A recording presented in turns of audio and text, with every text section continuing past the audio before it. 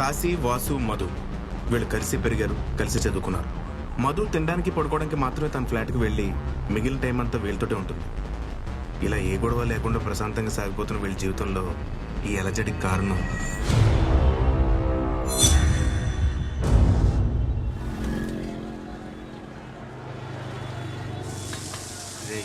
అంత కంగారు ఎందుకురా?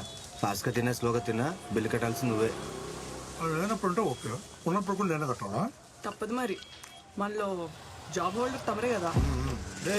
2 మసాలాతో సీటింగ్ అవసోడికి ఇంటికి అడిగిలే. అమ్మని అమ్మ, ఇదేంటికిరా?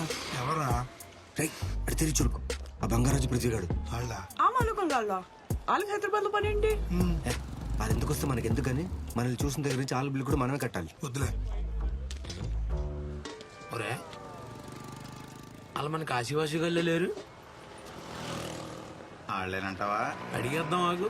కాశీ, నిన్నే పిలుస్తున్నాడు రా. ఒరే కాశీ. రే నెక్స్ట్ నేను కూడా పిలుస్తాడు, పలక్కు. వాసు వాళ్ళు కదా. ఒరే ఆ వాటర్ బాటిల్ ఇవ్వు. మొత్తం ఇస్తాను, నీ తాతను పిలవంటే ఏంటి? పడుగు. అదేంటి భయ్యా మినరల్ వాటర్తో చేయగలుగుతున్నావు? మన ఇంట్లో అన్ని దీంతో కడుతాంలే. అరే తిన్నొచ్చాలి, 10 బిర్యానీ తిందాం. అలాగే. ఇదిగో. పద పద.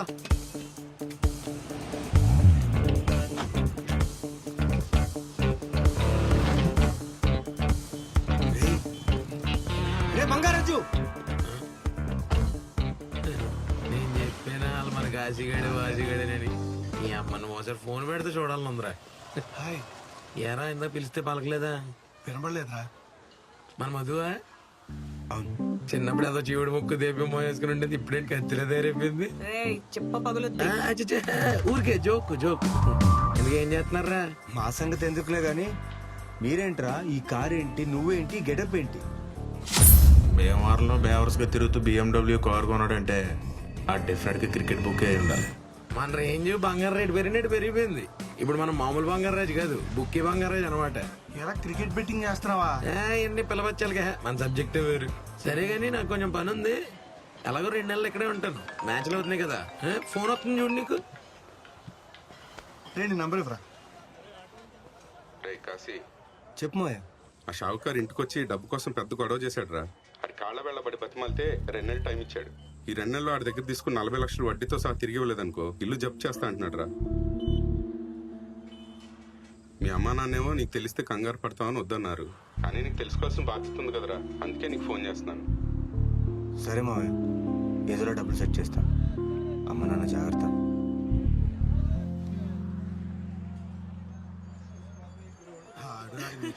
ఆడంతే కదా. ఇంటించా ఆడేడి? ఏదో పని ఉందంట, వెళ్ళిపోయాడు. నెంబర్ తీసుకున్నావా? అక్కర్లేదు, గుర్తుండిపోయే నంబరే. అదేంటి? ఇటు 9 అటు 9 మధ్యలో అన్ని 8లే. ఆడు మన బిల్లు కట్టమంటాడు అన్నావు, మన బిల్లు కూడా ఆడే కట్టి అంతకన్నా ఎక్కువే టిప్పించి వెళ్ళిపోయాడు. ఇంతకీ ఇంట్లో ఏమన్నారు? చెప్తాలే పద.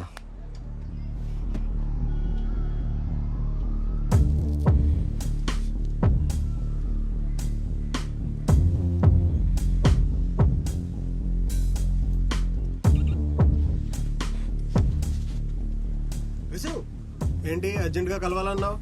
నా వీసా గురించి ప్రాసెసింగ్ జరుగుతుంది, ఎప్పుడైతే అప్పుడు చెప్తా. ఇదే మాట 10 months నుంచి చెప్తున్నావు. నీ ఒక్కడదే కాదు, అందరి పరిస్థితి అలాగే ఉంది. ఆ ట్రంప్ గడు రోజు రమ్మంటాడు, రోజు పొమ్మంటాడు. మా చేతిలో ఏముంది?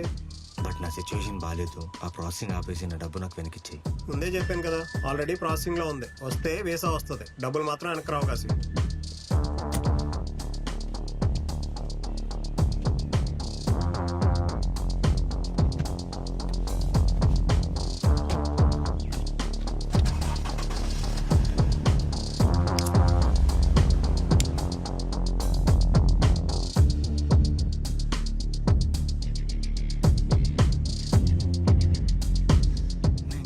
ఇక్కడే ఉంటాడని. అయినా ఏంటి సారు ఎప్పుడు లేనిది ఏదో కొత్తగా ఆలోచిస్తున్నారు. ఏరా ఆ కన్సల్టెన్సీ వాడిని కలిసావా? ఏమన్నాడు? ఇక్కడ నేను డబ్బులు ఇచ్చి ఈడు చుట్టూ తిరుగుతున్నాను, అక్కడ నాకు డబ్బులు ఇచ్చినాడు మా ఇంటి చుట్టూ తిరుగుతున్నాడు. డబ్బులు తిరిగిస్తా అన్నాడా? ఏంటిచ్చేది? వస్తే వీసా వస్తుంది కానీ డబ్బులు మాత్రం వెనక్కి రావన్నాడు. అందుకే నేను అప్పుడే చెప్పాను ఈ అమెరికా ఈ వేస్ట్ రా అని. సరే నా కొడక, అంతా నీ వల్లే. నా వల్ల ప్రతిసారి రిజల్ట్ చూడడానికి న్యూస్ పేపర్ దీంతోనే కొనిపించాం. అన్నీ పాస్. కానీ నా దరిద్రానికి ఆ రోజు వీసా పేపర్ నీ చేతితో పంపించాను. అందుకే అలా తగిలిడింది. రే ఇవన్నీ కాదు కానీ ఇప్పుడు ఏం చేద్దాం అనుకుంటున్నావు? మధ్యాహ్నం నుంచి ఆలోచించి ఒక డిసిషన్కి వచ్చా. ఏంటది? Cricket betting. ఏంటమ్మా క్రికెట్ బెట్టింగా? ఆల్రెడీ ఉన్నెళ్ళు తాకట్లో ఉంది. తేడాలు వస్తే అమ్ముకోవడానికి కళ్ళు కిడ్నీలు తప్ప ఏం మిగలలేదు. నీ అబ్బా నెగిటివ్ తప్ప ఇంకేం మాట్లాడవా? ఆడన్నాడని కాదు కానీ ఇప్పుడు నీకున్న ప్రాబ్లమ్స్లో ఇదంతా అవసరం ఉంటావా? కంగారు పడి ఏదో ఒకటి చేసేకు. సరే 2 నెలల్లో 55 లక్షలు కట్టాను. నువ్వే అయితే ఐడియా చెప్పు. ఇప్పుడేంటి క్రికెట్ బెట్టింగ్ కరెక్ట్ అంటావా? కరెక్టో రాంగో నాకు తెలియదు, కానీ తప్ప నాకు వేరే మార్గం లేదు. రే రిస్క్ రా. ఎందుకు చెప్తున్నాను అర్థం చేసుకో. రే లైఫ్లో రిస్క్ చేస్తేనే డబ్బులు వస్తాయి. దేవుడికి దండం పెట్టుకుంటే రావు. నువ్వేం మాట్లాడడం అంటే అక్కడ ఫిలాసఫీలు చెప్తూ ఉంటే బాగుందే. నువ్వేదో ఆపుతావు అనుకుంటే నేను ఎంకరేజ్ చేస్తున్నావు. ఆయన నేను చెప్పాల్సింది చెప్పాను. ఇక మీ ఇష్టం. నాకు ఆకలేసిన కిందకి వెళ్ళి ఏదో ఒకటి తింటా. మరి ఆ బంగారాజు గారికి కాల్ చేసావా?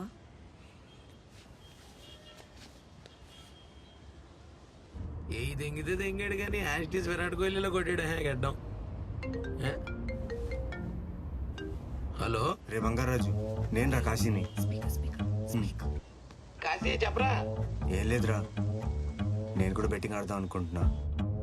నువ్వు ఫోన్ చేయనప్పుడు అనుకున్నాను రా. సర్లే కానీ ఎంత ఆడుతావు? ఎంత అంటే ఓ 20-30 వేలు రా. అని చిన్న అమౌంట్లు మన దగ్గర ఉండవురా, మందంతా పెద్ద బుక్. సర్లే నువ్వు ఓ పని చేయి. మురళి అనే మనోడు ఒకడు ఉన్నాడు, నేను ఆడితో మాట్లాడి నంబర్ పంపుతాను. నువ్వు వాడికి 1 గంటలో ఫోన్ చేయి. సరే నా నంబర్ పంపు. ఆడేంట్రా 30,000 చిన్న అమౌంట్ అంటున్నాడు? 1 సెట్ అవుతే మనకి అది చిన్న అమౌంటే. అవ్వకపోతే? నీ అబ్బా, నువ్వు ఆట నెగిటివ్ మాట్లాడతావేంటి? నువ్వు వెళ్ళి ముందు అమౌంట్ తెచ్చి వెళ్ళు. సరే ఈవినింగ్ అమ్మా నాన్న ఫంక్షన్కి వెళ్తున్నారు. అండ్ రైస్ పెట్టొద్దని చెప్పు, ఏదైనా ఆర్డర్ చేసుకుందాం.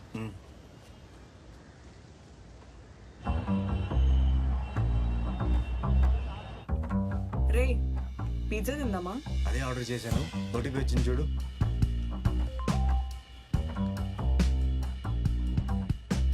ఓకే, ఏంటి అప్డేటు? మొత్తం రెడీ. ఆ బంగారాజు నంబర్ కూడా పంపించాడు. నువ్వు వస్తే చేద్దామని. చెయ్యి.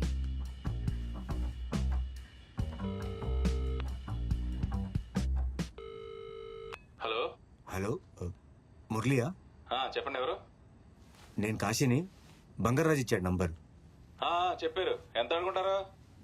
ఓ 30 వేలు ఆడుకుంటా. ఓకే, నేను లైన్ నెంబర్ పంపిస్తాను, దాన్ని చేయండి. ఓకే, ముందు డబ్బులు ఏమైనా కట్టాలా? అక్కర్లేదులేండి, బంగారాజు గారు చెప్పారు కదా. సరే బాయ్. ఎరా అయితే నిజంగానే బెట్టింగా? పోతే ఏంట్రా పరిస్థితి? ఎప్పుడు పోతే పోతే అంటావు గానీ వస్తాయని ఆలోచించరా. రే 30,000 కదా, లైట్ తీసుకో. అక్కడితో ఆగదే అది. అయినా బెట్టింగ్ గురించి ఏం తెలుసా నీకు? మొత్తం రీసెర్చ్ చేశాను. బెట్టింగ్ ఫస్ట్ బాల్ నుంచి లాస్ట్ బాల్ దాకా ఎప్పుడైనా వేసుకోవచ్చు. గెలిచే టీం మీద బెట్టింగ్ వేస్తే తక్కువ ప్రాఫిట్ వస్తుంది. అదే ఓడిపోయే టీం మీద బెట్టింగ్ వేస్తే ఎక్కువ ప్రాఫిట్ వస్తుంది. అదేం లాజిక్ నాకు అర్థం కాలే. ఇప్పుడు ఇండియా పాకిస్తాన్ మ్యాచ్ జరుగుతుంది. ఇండియా 5 ఓవర్స్కి 20 రన్స్ కొట్టాలి. 6 వికెట్స్ ఉన్నాయి అనుకో, ఎవరు గెలుస్తారు? ఆబ్వియస్లీ ఇండియా కదా. అప్పుడు అందరూ ఇండియా మీద బెట్టింగ్ వేస్తారు కదా. ఇలాంటి సిచ్యువేషన్ వస్తే 100 రూపీస్కి ఇండియా మీద బెట్టింగ్ వేస్తే 3 రూపీస్ ఇస్తారు. అదే పాకిస్తాన్ మీద 3 రూపీస్ బెట్టింగ్ వేస్తే 100 రూపీస్ ఇస్తారు. దాన్నే బ్యాకింగ్ 3 అంటారు. బాగా స్టడీ చేసావురా. ఆడికి ఇంట్రెస్ట్ ఉంటే ఆ సబ్జెక్ట్ మీద PhD చేస్తాడు.